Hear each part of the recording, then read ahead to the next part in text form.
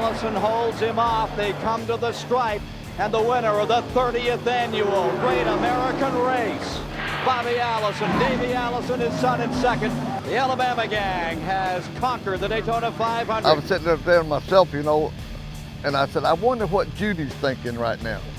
It was very unnerving to a point, you know, because you don't want anything to happen, of course, to either one or at any time, whether they're together or they're not together racing. But actually, it could have gone either way. It would have been great.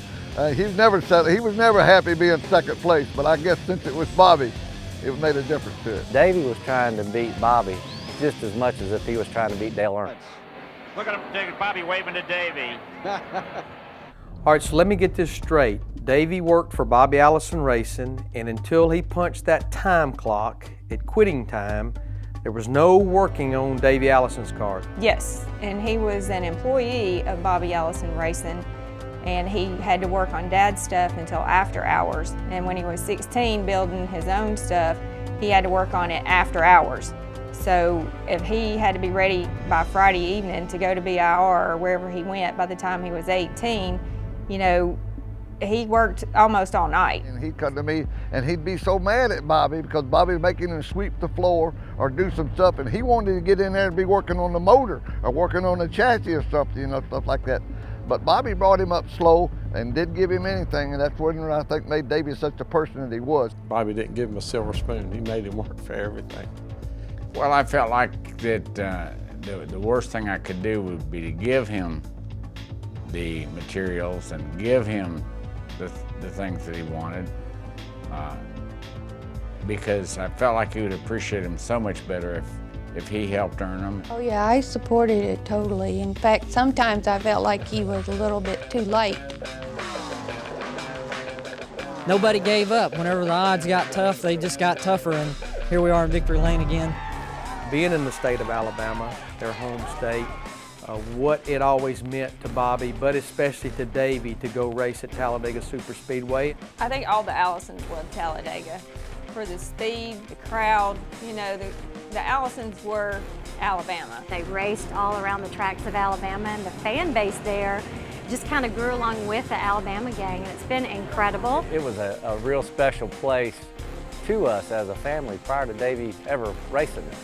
And then to get to go over there and run out in that 28 car and hear the roar of the crowd, it was something that he really held special.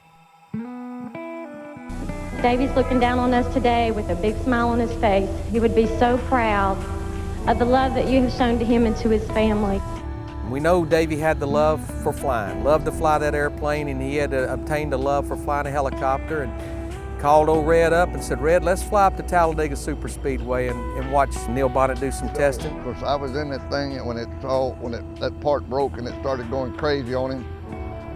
I could brace myself, but he was still trying to fly that thing to the last minute. I mean, that's the main reason he got injured, because, you know, he was still trying to drive that thing at the last minute, and I could brace myself, and that's the only reason I think I survived and he didn't. But like I said, that was Davey. He was going to give up with that thing till it hit the ground. He was still trying to fly it. What do you think is the biggest legacy that Davey Allison left behind? And then what do you think he would most want to be remembered for? Oh, Larry, I don't know. That is hard to answer, because, I mean, it's just like your heart is just so full of the proudness, you know, and the love and everything. It's just amazing what he did. He didn't play dirty. He didn't feel like he had to have some head start.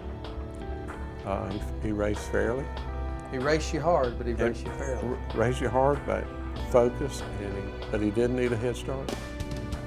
To be in that group of the 50 greatest drivers, I think he'd be real proud of, you know, the NASCAR fans and people in general, you know, keeping him and thinking of him as one of the top 50. I think that's a real honor. I could see Davey wanting to be remembered as a fine dad, which he was. He was such a good dad, and he loved his kids more than anything in the world, and he was such a fine Christian man. And he would want to be remembered for that first, that he loved his family and that he loved God. I think that he wanted to be known for a true racer, and also, I think for his personality of getting along with everybody and loving everybody like he did.